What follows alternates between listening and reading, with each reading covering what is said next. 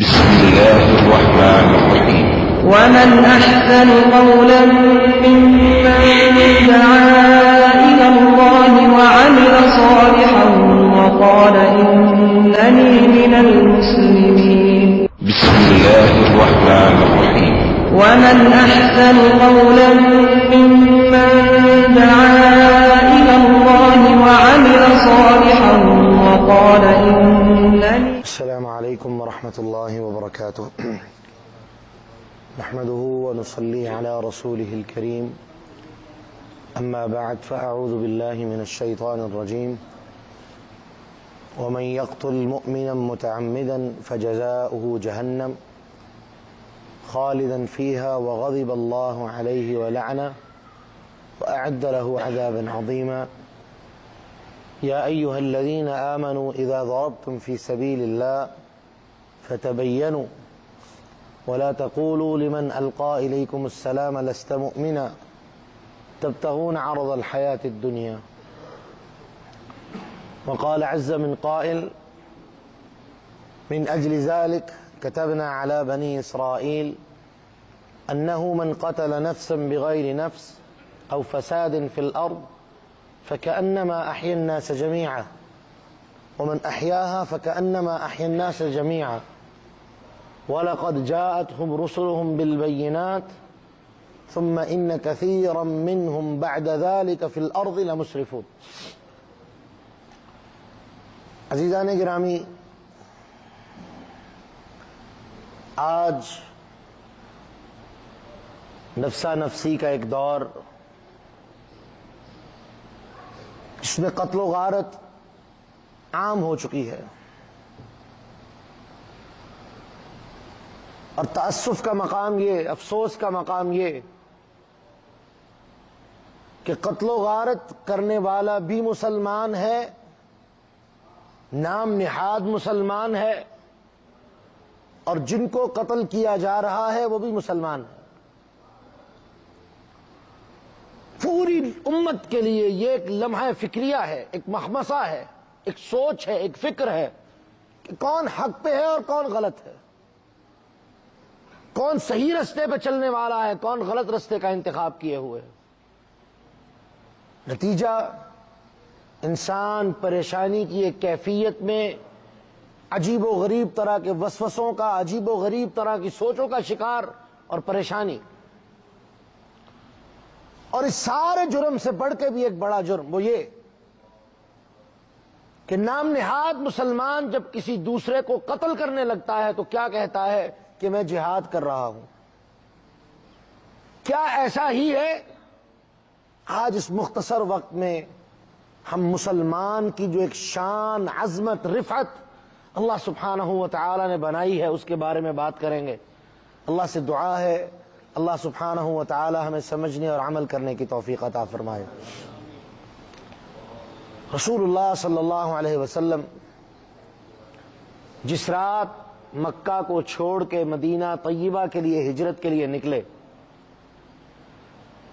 بڑی تکلیف ہوتی ہے کہ انسان جب اپنا تن، من، دھن، مال سب کچھ چھوڑ کے، رشتہ دار، اعزاء و اقارب، دوست، احباب، سارے تعلقات سب کچھ چھوڑ کے جب انسان ایک دوسرے شہر کی طرف چل دے جہاں آپ کا کوئی جاننے والا نہ ہو، جہاں آپ کا کوئی تعلق نہ ہو، اور یہ سارے کا سارا کام صرف اور صرف اللہ سبحانہ و تعالی کی رضا کے لیے ہو، یہ عمل اللہ کو اتنا پسند ہے کہ رسول اللہ صلی اللہ علیہ وسلم نے فرمایا: الاسلام یہدم ما قبلہ والحجرۃ تہدم ما قبلہ۔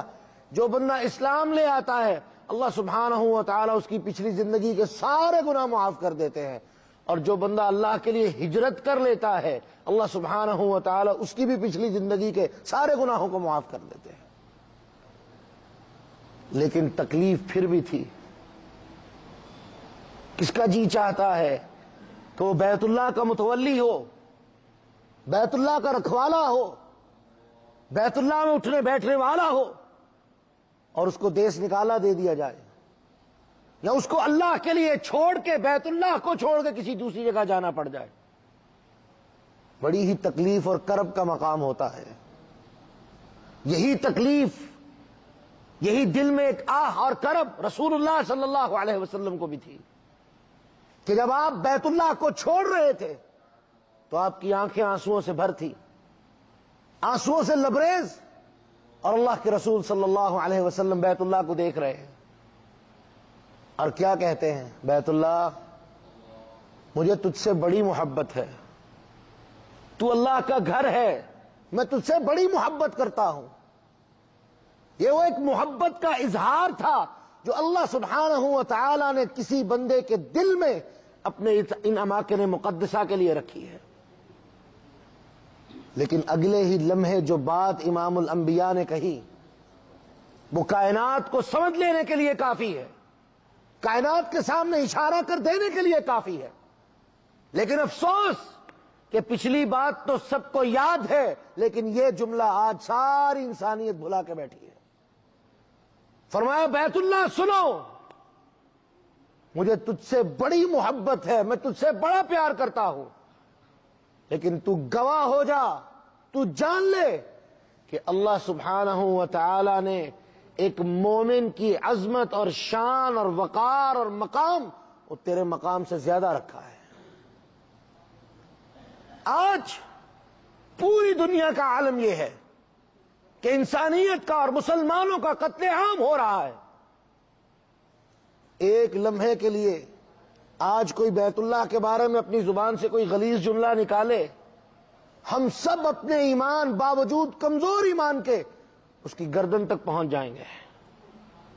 لیکن مومن، ان کی عزتوں کو پامال کیا جا رہا ہے، مومن کی عزتوں کو تار تار کیا جا رہا ہے، لیکن کوئی پوچھنے والا نہیں. بیت اللہ کی عظمت اپنی جگہ مسلم، ہر کوئی اسے تسلیم کرتا ہے، لیکن ایک مومن کا جو مقام اللہ کے رسول نے بیان کیا وہ آج کسی کو نظر نہیں آتا. اور یہاں تک کہ اللہ کے رسول صلی اللہ علیہ وسلم نے واضح فرما دیا، صحیح البخاری اور مسلم کی متفق علیہ روایت، اللہ کے رسول نے فرمایا لوگو خیال کرنا، سباب المسلم فسق وقتالہ کفر، جو مسلمان کو گالی دے وہ کیا ہے؟ فرمایا یہ فاسق ہے. فاسق یہ کفر سے نیچے کا درجہ ہے، یعنی ایک ایسا عمل جو انسان کو اسلام سے نکال کے کفر کے قریب ترین کر دیتا ہے. اور ساتھ ہی کیا کہا؟ وقتالہ کفر، اور جو شخص مسلمان کے ساتھ لڑائی کرنے والا ہے، مسلمان کو مارنے والا ہے، مسلمان کی گردن پہ مارنے والا ہے، فرمایا وہ کفر کرنے والا ہے. آج ہم اپنی محلے کی لڑائیاں، ذاتی لڑائیاں، رشتہ داروں کی لڑائیاں، ان سے ایک لمحے کے لیے ذرا قطع نظر ہو کے ذرا ان لوگوں کی سوچ کی طرف دیکھیں جو مسلمانوں کا قتل عام ایسے کر رہے ہیں، لا الہ الا اللہ پڑھنے والوں کا قتل عام ایسے کر رہے ہیں جیسے گاجر اور مولی کو کاٹ کے یوں ہی پھینک دیا جاتا ہے. کیا یہ اسلام ہے؟ اللہ کی قسم اسلام نہ ایسا دین ہے، نہ اسلام کی دعوت ایسی ہے، بلکہ اسلام تو محبت، بھائی چارہ، اخلاص، آپس میں جوڑنے کا مذہب ہے، امن اور سکون کا مذہب ہے. اسلام نے تو ان کے اوپر بھی ہاتھ اٹھانے کی اجازت نہیں دی جو کافر ہیں، جو مشرک ہیں، جو کفار ہیں، مسلمانوں کے ساتھ دشمنی کرنے والے ہیں. اسلام نے تو ان کے اوپر بھی ہاتھ اٹھانے کی اجازت نہیں دی. کب تک؟ جب تک میدان جہاد میں تم آمنے سامنے نہ آ جاؤ اور وہ پہل نہ کر دیں تب تک اسلام نے اجازت نہیں دی. اور فطرت، اس دین کی فطرت، دین اسلام کی فطرت اللہ سبحانہ و تعالی نے کس چیز پہ رکھی ہے؟ امن پہ. اسلام کا نام ہی امن ہے. یہی وجہ ہے کہ رسول اللہ صلی اللہ علیہ وسلم نے ان تمام چیزوں کو جن کا انتخاب اللہ سبحانہ و تعالی نے آپ کو کرنے کا حکم دیا کہ یہ چیز ہے، یہ چیز ہے، آپ انتخاب کیجئے. آپ نے جس چیز کا بھی انتخاب کیا فطرت کا انتخاب کیا. آپ معراج کی رات آسمان پہ گئے، جنت میں آپ کی مہمان نوازی کے لیے آپ کو 3 پیالے پیش کیے گئے، ایک میں شہد، ایک میں دودھ اور ایک میں شراب. تو رسول اللہ صلی اللہ علیہ وسلم نے دودھ کے پیالے کو منتخب کیا. رب العالمین نے آواز دی، اے محمد صلی اللہ علیہ وسلم، اخذت الفطرہ، اخترت الفطرہ، آپ نے فطرت کا چناؤ کیا ہے، آپ نے فطرت کو منتخب کیا ہے۔ اسلام دین فطرت ہے، اور اسلام کی فطرت اللہ سبحانہ و تعالیٰ نے امن بنائی ہے۔ یہی وجہ ہے کہ رسول اللہ صلی اللہ علیہ وسلم خود اپنی زبان مبارک سے بیان فرماتے ہیں، امرت ان اقاتل الناس، اللہ نے مجھے حکم دیا ہے میں لوگوں سے لڑوں۔ کب تک؟ حتی شہدوا لا الہ الا اللہ، یہاں تک کہ وہ کلمہ طیبہ کا اعلان کر دے۔ یعنی کفار کے ساتھ عام طور پہ لڑنے کی اجازت تھی، لیکن اللہ کے رسول نے اپنی سنت سے واضح کر دیا کہ لڑائی مسائل کا حل نہیں ہے، دین اسلام کو پھیلانے کے لیے لڑائی حل نہیں ہے۔ مسلمان کسی کافر کو قتل کرے اس لیے کہ وہ کلمہ پڑھنے سے انکار کر رہا ہے، مسئلے کا یہ حل نہیں ہے۔ اس تک اپنا اخلاق لے کے جاؤ، اپنا عمل لے کے جاؤ، اپنے دین کا ابلاغ اس تک کرو، وہ اعلان کرنے پہ مجبور ہو جائے، قبول کرنے پہ مجبور ہو جائے۔ اگر تلوار کی نوک سے دین مسلط کرنا ہوتا تو رسول اللہ صلی اللہ علیہ وسلم رب العالمین سے پہلے دن سے ہی مانگ لیتے، اللہ مجھے اتنی قوت دے دے کہ پوری دنیا پہ میں تلوار کے ساتھ دین کا نفاذ کروں۔ 15 سال مسلمان، 13 سال مکہ کے اندر اور 2 سال مدینہ کے ابتدائی سال مسلمان پستے رہے، ظلم کا شکار ہوتے رہے، مسلمانوں کو تکلیفیں دی جاتی رہیں، لیکن محمد الرسول اللہ صلی اللہ علیہ وسلم اپنی زبان مبارک پہ ایک بات لے کے بیٹھے رہے، صبر کرتے رہو، صبر کرتے رہو، صبر کرتے رہو۔ تم سے پہلی امتوں پہ بھی تکلیفیں آئیں، ان کو ٹکڑوں میں تقسیم کر دیا گیا، ان کی کنگھیوں کے ساتھ لوہے کی کنگھیوں سے ان کے جسموں سے گوشت اتار دیا گیا۔ صبر کرتے رہو، اللہ تمہیں اجر دے گا۔ کسی کو یہ نظر نہیں آتا، جذبات جو رکنے کا نام نہیں لیتے، اور جب جذبات عقل پہ غالب آ جائیں تو اس کے بعد جن اعمال کا ابتدا اور آغاز ہوتا ہے وہ سوائے جہالت کے اور گمراہی اور ذلت کے کچھ نہیں ہو سکتے۔ جذبات دین کا نام نہیں، اپنے جذبات کو دین کے تابع کرنا دین ہے۔ عقل کچھ کہتی ہے کہتی رہے، رب العالمین یہ کہتا ہے یہ ماننا ہے، یہ عقل ہے۔ اپنی عقل کو دین کے تابع جو کرے گا وہ کامیاب ہے۔ اور رسول اللہ صلی اللہ علیہ وسلم نے واضح فرما دیا، فرمایا سب سے بہترین اور کامیاب شخص وہ ہے جو اپنی عقل کو، اپنی خواہشات کو، اپنے معاملات کو اس دین کے تابع کر دے جو دین میں محمد لے کے آیا ہوں صلی اللہ علیہ وسلم۔ ہم نے اپنی عقل کو دین کے تابع نہیں کیا، بلکہ دین کے اندر اپنی عقل کے گھوڑے دوڑائے اور اپنی عقل کے معیار پہ دین کو سمجھنے کی کوشش کی۔ نتیجہ آج وہ دین سامنے آیا، وہ سوچ سامنے آ گئی جو کبھی بھی اسلام کی سوچ نہیں تھی۔ رسول اللہ صلی اللہ علیہ وسلم نے ایسے لوگوں کے بارے میں اپنی زندگی میں ہمیں خبردار کیا، لوگوں جان لو ایک زمانہ آئے گا، ایسے لوگ آئیں گے جو مسلمانوں کو کافر کہیں گے، جو مسلمانوں کو ماریں گے، مسلمانوں کے خلاف لڑیں گے، مسلمانوں کو کفر کے فتوے لگا لگا کے مارنے کی کوشش کریں گے۔ فرمایا جان لو میں تمہیں آگاہ کر کے جا رہا ہوں، ایسے لوگوں سے بچ کے رہنا، کیونکہ وہ خود بھی گمراہ ہیں، تمہیں بھی گمراہ کر کے دیں گے۔ آج یہ ارہابیت کے نام پہ جو فتنے اٹھے ہوئے ہیں، جو خود مسلمان ہونے کا دعویٰ کرتے ہیں، اور ان کی حقیقت کیا ہے کہ وہ مسلمانوں کو مار رہے ہیں، اللہ کی قسم یہ اسلام کبھی بھی نہیں ہے، اور نہ وہ لوگ مسلمان ہیں جو یہ کام کر رہے ہیں۔ وہ خوارج کا گروہ ہے، وہ خوارج ہیں جن کو اسلام نے باہر نکال دیا ہے، اور یہ کہہ کے باہر نکالا ہے کہ یہ خود بھی گمراہ ہیں، جو ان کے پیچھے چلے گا وہ بھی انہیں بھی یہ گمراہ کر دیں گے۔ اللہ سبحانہ و تعالی جزائے خیر دے ان علماء کو جنہوں نے اس فتنے کے آگے فہم کی ایک دیوار کھڑی کی، اللہ کی توفیق سے ان فتنوں کے آگے ایک فہم کتاب و سنت کی دیوار کھڑی کی، اور اللہ جزائے خیر دے اس حکومت مملکت العربیت السعودیہ کو جس نے اپنے کردار سے، اپنے معاملات سے ایسے تمام فتنوں کے آگے دیوار کھڑی کی، تاکہ کہیں یہ نہ ہو کہ یہ لوگ مسلمانوں کو استعمال کر کے، مسلمانوں کے مرکز کو استعمال کر کے پوری دنیا کے مسلمانوں کو گمراہ کرتے ہیں۔ وہ لوگ جب عقل کے گھوڑے دوڑاتے ہیں، یا کوئی بھی جب عقل کے گھوڑے دوڑاتا ہے تو پھر اس کو اس بات کی کوئی پرواہ نہیں رہتی کہ میں دین پہ ہوں یا نہیں ہوں، دین پہ چل رہا ہوں یا نہیں چل رہا۔ اس کے سامنے ایک ہی بات ہوتی ہے، وہ کیا کہ جو یہ کر رہے ہیں وہی میں نے کرنا ہے۔ اس کے بعد تحقیق کے لیے، سمجھنے کے لیے، سوچ کے لیے کوئی ٹائم نہیں ہوتا۔ اب آئیے اس بات کی طرف کہ لا الہ الا اللہ پڑھنے والے کو قتل کرنا یہ کتنا بڑا جرم ہے۔ 2-3 احادیث سے میں بات کو واضح کیا دیتا ہوں۔ سب سے پہلے اللہ سبحانہ و تعالیٰ قرآن مجید میں اعلان فرماتے ہیں وَمَن يَقْتُلْ مُؤْمِنًا مُتَعَمِّدًا فَجَزَاؤُهُ جَهَنَّمُ، جس شخص نے کسی مسلمان مومن کو قتل کیا متعمدن جان بوجھ کے، جان بوجھ کے مراد یعنی اس کے ذمے اس کا قتل نہیں تھا، کیونکہ کسی کے ذمے کسی پہ قتل لازم تب آتا ہے کہ اس نے اس کے کسی رشتہ دار کو قتل کیا، بدلے میں اس کو بھی وہ قتل کرے گا، یہ اسلام کا اصول ہے۔ لیکن وہ کام خود نہیں کرے گا بلکہ عدالت میں جائے گا، اور عدالت فیصلہ کرے گی کس کی گردن مار دو۔ قانون کو اپنے ہاتھ میں لینے کی اجازت نہیں دی گئی، عدالتوں کو اسی لیے بنایا گیا تاکہ انصاف کے مراکز قائم ہو اور وہاں سے انصاف حاصل ہو۔ فرمایا فجزاؤہ جہنم، جو یہ کام کرنے والا ہے اس کا ٹھکانہ ہمیشہ ہمیشہ کے لیے جہنم ہے۔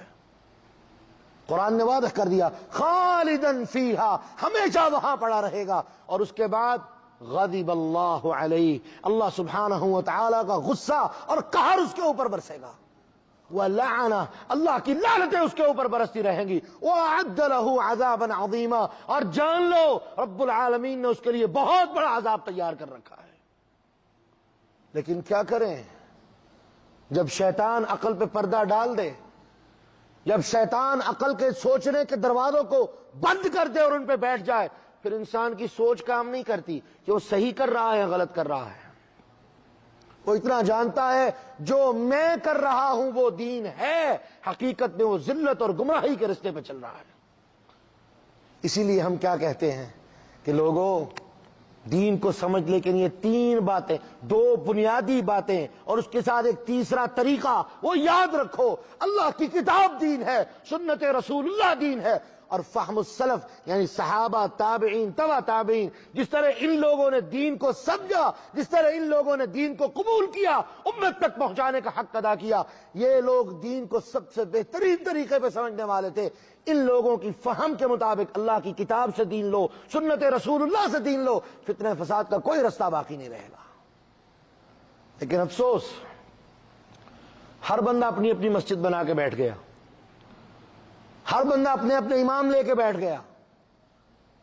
جب انسان خیر کے رستے کو چھوڑ دے، اور قرآن نے جو اسلوب بیان کیا ہے واضح ہے کہ سچا رستہ، سیدھا رستہ وہ ایک ہے، اور گمراہی کے رستے ایک نہیں، 1000 بھی نہیں، لاتعداد ہے۔ ہم جب اللہ سے دعا کرتے ہیں تو کیا دعا کرتے ہیں؟ اہدنا الصراط المستقیم، اللہ ایک رستہ جو صراط مستقیم ہے وہ ایک ہے، سیدھا رستہ ہے، اللہ ہمیں اس کی طرف ہدایت عطا فرما۔ اور قرآن نے جب دوسرے رستوں کی بات کی تو قرآن نے کہا سبل السلام، ان کے لیے سبل جمع کا لفظ بولا، سبل سبیل ان کی جمع، رستوں کی جمع، یعنی گمراہی ایک رستے پہ سے نہیں آتی، وہ ہزاروں اور لاتعداد رستوں سے آتی ہے اور انسان کے اوپر مسلط ہو جاتی ہے۔ تو قرآن نے واضح کر دیا کہ جو شخص کسی مومن کو جان بوجھ کے قتل کرے گا جہنم میں ہمیشہ ہمیشہ پڑا رہے گا، اللہ کا قہر نازل ہوگا، اللہ کی لعنتیں اس کے اوپر برسیں گی۔ اگلی آیت، جو اس سے اگلی آیت سورہ نساء میں ہی اللہ سبحانہ و تعالی بیان فرماتے ہیں، ایسا ہوا کہ جناب خالد بن ولید رضی اللہ تعالی عنہ، اللہ کے رسول صلی اللہ علیہ وسلم نے ان کو ایک لشکر کے ساتھ بھیجا، تو کیا ہوا؟ اس لشکر کو اسلام قبول کرنے کے بارے میں نہیں پتا تھا، لیکن پوری کی پوری قوم جب انہوں نے مسلمانوں کی آمد کا سنا، پوری کی پوری قوم جناب خالد ابن ولید اور ان کے لشکر کے وہاں پہنچنے سے پہلے کچھ نہیں جانتے تھے، ان لوگوں نے 2 کام کیے، السلام علیکم السلام علیکم، یا سلام سلام سلام، یہ لفظ کہنا شروع کیا اور سجدوں میں گر گئے، یہ ظاہر کرنے کے لیے کہ ہم مسلمان ہیں، اپنے آپ کو تمہارے سپرد کرتے ہیں، تم ہمارے ساتھ زیادتی نہ کرو، ہمیں قتل نہ کرو، چھوڑ دو، ہماری حالت پہ چھوڑ دو، ہم اسلام قبول کرنے کے لیے تیار ہیں۔ جناب خالد ابن ولید رضی اللہ تعالیٰ عنہ نے کیا کہا کہ یہ لوگ اس ہمارے ڈر کی وجہ سے یہ ایسا کرنے پہ مجبور ہوئے ہیں، لہذا ان کے اس عمل کو قبول نہیں کیا جائے گا، ان کی گردنوں کو اتار دو۔ پوری قوم کو قتل کر دیا گیا، اور وہ غالباً 400 کے قریب لوگ تھے۔ رسول اللہ صلی اللہ علیہ وسلم تک یہ بات پہنچی، سخت غمگین ہوئے، سخت تکلیف ہوئی، سخت پریشانی آئی، اور کتنی پریشانی کہ صحابہ کہتے ہیں اللہ کی قسم اتنی تکلیف، غم، پریشانی اور شدت کے آثار ہم نے رسول اللہ صلی اللہ علیہ وسلم کے چہرے پہ نہیں دیکھے۔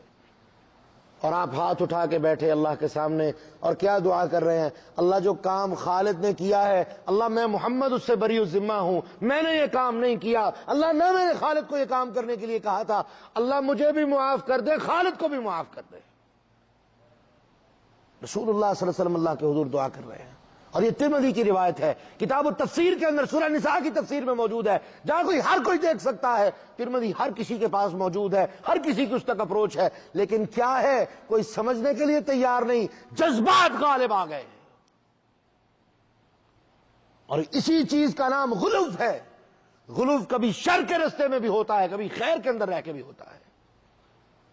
اللہ سبحانہ و تعالیٰ نے ہمارے بارے میں کیا کہا، وَكَذَلِكَ جَعَلْنَاكُمْ أُمَّةً وَسَطًا، ہم نے تمہیں ایک درمیانی امت بنایا جو بہترین رستے پہ چلنے والی ہے، نہ افراط کے اندر جائے گی نہ تفریط کے اندر جائے گی، بہترین رستے پہ چلنے والی امت ہو۔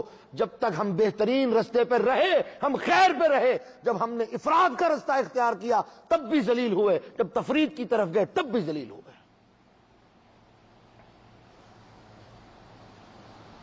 جب تک یہ آیت نازل نہیں ہوئی، جب تک یہ آیت نازل نہیں ہوئی، رسول اللہ صلی اللہ علیہ وسلم چین سے نہیں بیٹھے اور مسلسل دعا کرتے رہے، اللہ جو کام خالد نے کیا ہے میں محمد اس سے بری الذمہ ہوں، اللہ خالد کو معاف کر دے، اللہ خالد کو معاف کر دے۔ یہاں تک کہ جبریل یہ وحی لے کے آ گئے کہ اس کی بار تو معافی ہے، لیکن آئندہ جان لو قانون بنا دیا گیا ہے، یا ایھا الذین آمنوا اذا ضربتم فی سبیل اللہ فتبینوا ولا تقولوا لمن القى الیکم السلام لست مؤمنا۔ ایمان والو جب تم زمین میں جاؤ، جہاد کے لیے جاؤ تو جان لو، فتبینوا معاملات کو کلیئر کر لیا کرو۔ کس بات پہ؟ وَلَا تَقُولُوا لِمَنْ أَلْقَى إِلَيْكُمُ السَّلَامَ، جو لوگ تمہارے سامنے سلام کہہ دیں، تمہارے سامنے جھک جائیں، اپنے آپ کو تمہارے سپرد کر دیں، لَا تَقُولُوا لِمَنْ أَلْقَى إِلَيْكُمُ السَّلَامَ، ان کے بارے میں یہ بات نہیں کہنی لَسْتَ مُؤْمِنًا، تم مومن نہیں ہو، بلکہ یہ ان کا عمل بطور مومن قبول کیا جائے گا اور ان کے خلاف تلوار نہیں اٹھائی جائے گی۔ اگر یہ لوگ سلام نہ بھی کریں، مسلمانوں کے آنے کے ڈر پہ انہوں نے تلواریں نہیں اٹھائیں، انہوں نے اپنے آپ کو بٹھا لیا، مسلمانوں کے خلاف نہیں اٹھے، ایسی قوم کے خلاف بھی اللہ کے رسول صلی اللہ علیہ وسلم نے تلوار اٹھانے سے منع کر دیا۔ کب تک؟ اسلام تو وہ دین ہے کہ جہاد کے میدان میں کھڑے ہو، اللہ کے رسول صلی اللہ علیہ وسلم نے حکم دیا مخالف کو دعوت دو، اسلام کے لیے دعوت دو، قبول کر لیں تو ٹھیک، نہ قبول کریں تو انہیں کہو بھی ٹھیک ہے تم اسلام قبول نہ کرو، کافر ہی رہو، لیکن ہمارے تسلط میں آ جاؤ، ہمیں جزیہ دو، ہم تمہاری حفاظت کریں گے، تمہیں سہولتیں دیں گے، تمہیں اسلام کے اندر اس مسلمانوں کی اسٹیٹ میں رہتے ہوئے ہر سہولت میسر ہوگی، ٹیکس دو، اس کے بھی راضی ہو جائیں ٹھیک، نہیں تو انتظار کرو جب تک وہ حملہ نہ کر دے تب تک تم نے اپنی تلواریں نہیں نکالنی۔ کتنے واقعات ایسے ہوئے، کتنے واقعات ایسے ہوئے، اور رسول اللہ صلی اللہ علیہ وسلم جب بھی کسی لشکر کو بھیجتے نصیحت کر کے بھیجتے، کفار سے لڑائی ہے اور وہ کفار ہیں جو واضح ہیں۔ آج تو مسلمان کو مارتا پھر رہا ہے، نام نہاد مسلمان کو مارتا پھر رہا ہے۔ کفار کے خلاف لڑائی، امام الانبیاء لشکر بھیجنے والے نصیحت کیا کی؟ سب سے پہلے کسی عورت پہ ہاتھ نہیں اٹھانا، بچے پہ ہاتھ نہیں اٹھانا، کسی بابے کو نہیں مارنا، اس کے بعد جان لو لاشوں کے ساتھ بدتمیزی اور بے حرمتی نہیں کرنی، اس کے بعد یہ جو 3 باتیں میں نے آپ کے سامنے بھی بیان کی، دعوت دو، جزیے کے لیے کہو، جب تک وہ حملہ نہ کرے انتظار کرتے رہو، اس کے بعد فرمایا اگر بستی میں اذان کی آواز سنو تو بھی سمجھ لینا مسلمان موجود ہیں، وہاں سے نکل جانا۔ اگر بستی کی آواز سنو اور بستی میں داخل نہیں ہوئے، وہیں سے اپنے رخ کو موڑ لینا اور واپس چلے آنا۔ اسلام نے تو اتنی باتیں کی، آج ان کے سامنے لا الہ الا اللہ پڑھنے والے موجود ہیں اور وہ گولیاں مارتے ہوئے فخر محسوس کرتے ہیں۔ اور یہ کون ہے؟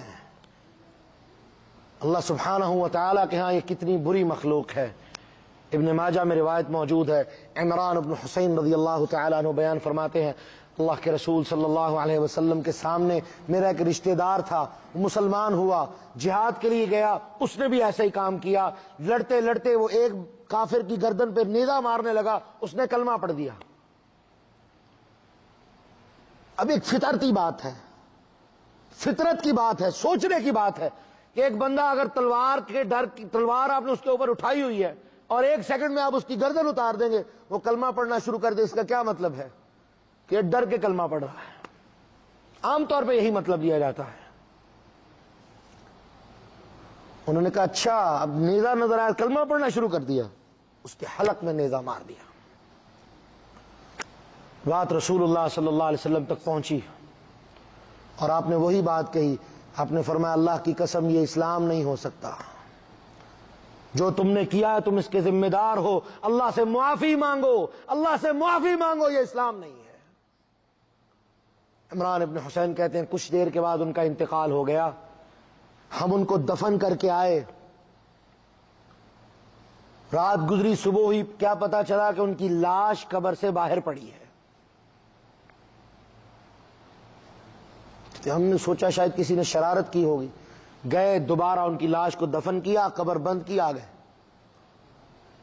دوسرے دن پھر یہی خبر کہ ان کی لاش قبر سے باہر پڑی ہوئی ہے۔ ہم نے سوچا شاید کوئی یہودی یا عیسائی یا کوئی اور منافقین کا گروہ کوئی شرارت کر رہا ہے۔ ہم نے ان کی لاش کو دوبارہ دفن کیا اور 2-3 لڑکوں کی ڈیوٹی لگا دی کہ ان کی حفاظت کرتے رہو، قبر کی حفاظت کرتے رہو تاکہ یہ میت کی بے حرمتی نہ کریں۔ وہ تینوں لڑکے بیان کرتے ہیں کہ رات کا کچھ پہر ہوا، ہمیں اونگ آئی، ایسے آنکھیں بند ہوئی اور کھلی، لاش پھر قبر سے باہر۔ کہتے ہم یہ کیس لے کے رسول اللہ صلی اللہ علیہ وسلم کے پاس پہنچ گئے اور جا کے اللہ کے رسول کو ساری بات بیان کی۔ آپ نے پوچھا یہ وہی شخص ہے نا جس نے اس کلمہ پڑھنے والے کے حلق کے اندر نیزہ مارا تھا؟ فرمایا جی اللہ کے رسول۔ فرمایا جان لو، گواہ ہو جاؤ، تمہارا رب تمہیں دکھانا چاہتا ہے جو کلمہ پڑھنے والے کو قتل کرے گا اسے زمین بھی قبول کرنے کے لیے تیار نہیں ہوگی۔ کہاں گئے جہاد کا نام استعمال کرتے ہوئے اور نام نہاد مسلمان جو مسلمانوں کو قتل کر رہے ہیں؟ یہ احادیث ان کو نظر نہیں آئیں گی، کیوں؟ ان کا اپنا ایک دین ہے اور وہ دین غلو کا دین ہے۔ جب غلو آئے گا بیڑا غرق ہو جائے گا اور تباہی اور بربادی ہوگی، کیونکہ یہی غلو شرک کا سبب بنا، یہی غلو بدعت کا سبب بنا، یہی غلو کفر کا سبب بنا، اور یہی غلو آج ان کی تباہی اور بربادی کا سبب بن رہا ہے۔ تیسرا واقعہ صحیح البخاری کے اندر، اسامہ ابن زید رضی اللہ تعالیٰ عنہ وہ گئے، انہوں نے بھی ایسے ہی اسی طرح کا کوئی ملتا جلتا کام کیا۔ یہ بات اللہ کے رسول صلی اللہ علیہ وسلم تک پہنچی تو کیا فرمایا؟ فرمایا اسامہ تو نے ایک ایسے شخص کو قتل کر دیا ہے، اتقتلون رجلا ان یقول ربی اللہ، تم نے ایک ایسے انسان کو قتل کر دیا ہے جو یہ کہنے والا تھا میرا رب اللہ ہے، اور تم نے پھر بھی اسے قتل کر دیا۔ اللہ کی قسم تمہارا یہ عمل کل قیامت کے دن اللہ کے ہاں تمہارے خسارے کا سبب بنے گا۔ کہاں گئے؟ یہ حدیثیں کسی کو نظر نہیں آئیں گی، کیوں؟ کیونکہ وہ کسی اور ایجنڈے پہ اور کسی اور سوچ پہ اور کسی اور دین پہ چلنے والے ہیں۔ یہ اسلام نہ تھا نہ ہو سکتا ہے۔ اسلام تو محبت دینے والا دین ہے، محبت پھیلانے والا دین ہے۔ اسلام کے اندر ظلم، زیادتی، اسلام کی کوئی چیز اسلام میں نہیں ہے۔ قتل کرنا تو دور کی بات، اللہ کے رسول صلی اللہ علیہ وسلم نے فرمایا، 2 حدیث، ایک بخاری میں ایک مسند احمد میں، فرمایا اگر کوئی شخص قتل کرنے کی نیت سے اپنے ہاتھ سے کوئی ایسی چیز لے جو چھری ہو یا لوہے کا کوئی ٹکڑا ہو یا اس طرح کی کوئی چیز ہو جس کے ساتھ اس کو ڈرائے میں تمہیں مار دوں گا. صحیح البخاری کی روایت میں ہے جب تک وہ ایسے کیے رکھے گا لعنت علیہ الملائکہ، فرشتے اس پہ لعنت کرتے رہیں گے جب تک کہ اس چیز کو واپس نہ رکھ دے. اور مسند احمد کی روایت میں اللہ کے رسول نے فرمایا جو شخص اپنے بھائی کے اوپر اس طرح ہتھیار کو سونتے گا جب تک کہ وہ واپس نہ رکھ دے، فرمایا اس کا ہتھیار سونتنا اللہ سبحانہ و تعالی کے ہاں اس کے اعمال کی بربادی کا سبب ہے. کتنا بڑا جرم ہے یہ. تو اور بھی بڑی بات اللہ کے رسول صلی اللہ علیہ وسلم نے حکم دیا جب تم بازار میں نکلو، بھیڑ والی جگہ میں نکلو، ایسی جگہ پہ نکلو جہاں پہ لوگ اکٹھے ہوں اور تمہارے پاس ہتھیار ہوں، اپنے ہتھیاروں کو اچھی طرح سنبھال کے رکھو، کور کر کے رکھو، ان کو نیاموں میں رکھو. اگر تیر ہو ان کے اوپر اچھی طرح سے چمڑا چڑھا دو، کہیں تیر کے اس پھالے کی وجہ سے یا تلوار کے اس دھار کی وجہ سے کسی کو کوئی نقصان نہ پہنچ جائے، بلکہ کوشش کیا کرو کہ ایسی جگہوں پہ ہتھیار لے کے ہی نہ جاؤ. اس حد تک احتیاط کا حکم دیا. اور اب تو یہ کھلونے بن چکے ہیں، کھلونے. 2 روپے پہ قتل، 2 روپے پہ قتل. اور شیطان چاہتا ہے کہ تم قتل و غارت کرو، تم ایک دوسرے کے ساتھ لڑو، تم ایک دوسرے کو مارو. اور اللہ کے رسول صلی اللہ علیہ وسلم نے وعدہ کر دیا لوگوں جان لو قیامت کی نشانیوں میں سے ایک نشانی یہ بھی ہے یکثر الحرج، یکثر الحرج. وما الحرج یا رسول اللہ، حرج بڑھ جائے گا، حرج بڑھ جائے گا. صحابہ نے پوچھا اللہ کے رسول یہ حرج کیا ہے؟ فرمایا یکثر الدم، خون عام ہو جائے گا، خون بکھرتا پھرے گا، خون ندیوں میں بہتا پھرے گا، کسی کو پرواہ نہیں ہوگی. اور اسلام تو وہ دین ہے. رسول اللہ صلی اللہ علیہ وسلم نے عدی بن حاتم رضی اللہ تعالیٰ عنہ کو ایک خوشخبری دی تھی. فرمایا عدی جان لو ایک زمانہ آئے گا تم دیکھو گے. 3 خوشخبریاں دیں. 1 روم فتح ہوگا، روم فتح ہوا. نمبر 2 فرمایا اللہ مسلمانوں کو اتنا مال دے گا کہ ایک شخص زکات دینا چاہے گا اپنا مال اپنے ہاتھ میں لے کے پھر رہا ہوگا، کوئی اس کے مال کی طرف دیکھنا گوارا نہیں کرے گا. اور دوسری روایت میں آتا ہے آپ نے یہ فرمایا کسی شخص کا اونٹ وہ یوں ہی اپنی رسی کو چھڑا کے یوں ہی گھومتا پھرے گا اور اونٹ کسی کو کوئی اس کی طرف دیکھے گا نہیں، کیونکہ لوگوں کے پاس مال کی فراوانی ہوگی اور کسی کو اس اونٹ کی کوئی ضرورت نہیں ہوگی. اور تیسرا سب سے بڑی بات اللہ کے رسول نے فرمایا یمن کے شہر صنعاء سے ایک اکیلی عورت حج کے لیے آئے گی اور پورے رستے میں کوئی اس کی طرف آنکھ اٹھا کے نہیں دیکھے گا. اکیلی عورت، مرد بھی نہیں، ایک اکیلی عورت. اور عدی بن حاتم کہتے ہیں اللہ کی قسم میں اس حج میں موجود تھا، میں نے اس عورت کو دیکھا، وہ اپنے اونٹ پہ سوار تھی اور وہ بتا رہی تھی میں صنعاء سے آئی ہوں، میں حج کے لیے یمن کے شہر صنعاء سے آئی ہوں، اور اللہ کی قسم مجھے رستے میں کسی نے کوئی تکلیف نہیں دی. اسلام تو امن کا دین ہے. آج ہم گھر سے کام پہ جائیں اس بات کی کوئی ذمہ داری نہیں ہے کہ آپ خیر و عافیت سے گھر واپس پلٹیں گے کہ نہیں پلٹیں گے. اور آپ رہتے کہاں ہیں؟ المملکت الاسلامیہ میں، مسلمانوں کی مملکت میں رہتے ہیں. میرے بھائی یہ اسلام نہیں ہے. خدا کے لیے کتاب و سنت کو سمجھو، کتاب و سنت کو سمجھو اور اس طرح سمجھو جس طرح اصحاب محمد صلی اللہ علیہ وسلم نے سمجھا، جس طرح اللہ کے رسول کے صحابہ نے سمجھا، جس طرح اللہ کے رسول کے ساتھیوں نے اور انہوں نے تابعین کو اور انہوں نے تبع تابعین کو سمجھایا اور ان کے سامنے کتاب و سنت واضح ہوئی، اس طرح سمجھو. کیونکہ یہ وہ لوگ تھے جن کے بارے میں امام الانبیاء نے کہا خیر القرون قرنی، یہ بہترین لوگ ہیں، میرے زمانے کے لوگ بہترین ہیں. ثم الذین یلونہم، ان کے بعد جو اگلا زمانہ آئے گا وہ بہترین لوگ ہیں. ثم الذین یلونہم، اس کے بعد جو اور اگلا زمانہ آئے گا یہ بہترین 3 زمانے ہیں جو بہترین لوگ ہوں گے. یہ بہترین لوگ پیدا ہوئے، یہ 3 صدیاں بہترین صدیاں تھیں، یہ 3 قرن بہترین قرن تھے اور ان کے نفوس بہترین نفوس تھے جنہوں نے کتاب و سنت کو اس طرح سمجھا جس طرح سمجھنے کا حق تھا. اسی لیے امت جب کتاب و سنت کو ان کے طریقے پہ سمجھے گی تو بہترین سمجھے گی، ان کے طریقے پہ سمجھے گی تو خیر پہ رہے گی. جب اپنی عقل کے گھوڑے دوڑائے جائیں گے تو یاد رکھیے گمراہی کے رستے کھلیں گے، ذلت کے رستے کھلیں گے، رسوائی کے رستے کھلیں گے. اور اللہ کی قسم وہ تمام کے تمام رستے رستے صراط مستقیم سے جدا کرنے والے رستے ہیں، صراط مستقیم سے دور کرنے والے رستے ہیں۔ اللہ سے بچ جائیے، اللہ سے ڈر جائیے اور ان رستوں سے بچ جائیے، اپنے آپ کو بچا لیجئے کہ کہیں ایسا نہ ہو کہ ہم ان میں سے کسی رستے میں مبتلا ہو جائیں، ذلت اور گمراہی کے ان گھڑوں میں پڑ جائیں۔ اللہ کی قسم جہاں سے واپسی نہیں ہوگی اور وہ گمراہی کے گڑھے جہنم کے گڑھے ہیں۔ اور قرآن کہتا ہے تمہارے رب نے تم پہ احسان کیا، کنتم علی شفا حفرۃ من النار، تم جہنم کے کنارے پہ کھڑے تھے، فانقذکم منہا، اس نے تمہیں بچا لیا، جہنم سے محفوظ کر لیا۔ ہمیں اللہ کا شکر کرنا چاہیے، اللہ نے کتاب و سنت دے کے، کتاب و سنت عطا کر کے ہمیں جہنم سے بچا لیا، ہمیں جنت کے رستے پہ لا کے کھڑا کر دیا۔